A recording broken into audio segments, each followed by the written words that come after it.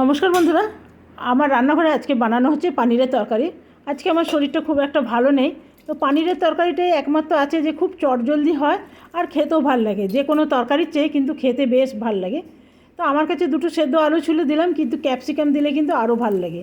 তেলের মধ্যে দিয়ে দিলাম জিরে ফোড়ন, শুকনো লঙ্কা, তেজপাতা, দিয়ে দিলাম দুটো পেঁয়াজ, মিডিয়াম সাইজের পেঁয়াজ ছিল। আর এখানে একটু মশলা বেটে নিলাম, টমেটো, পেঁয়াজ, আদা, রসুন, দিয়ে দিলাম আলু আর পানির, ভালো করে কষিয়ে নিয়ে দিয়ে দিলাম জল, দিয়ে দিলাম নুন, আর দিয়ে দিলাম অল্প চিনি। ব্যাস, আমার তরকারিটা একরকম রেডি হয়ে গেছে। এরপরে আমি বানিয়ে পরোটা। তবে পানিরের তরকারির সাথে পরোটা বা লুচি খেতে অসাধারণ লাগে। তো পরোটাগুলো আমি ভেজে নেব ঘি দিয়ে পরোটা খাবার মজাই কিন্তু একদম আলাদা। তো একটা পরোটা একটু পুড়ে গেছে, আর আমার পানিরের তরকারিটা একদম রেডি। Thank you.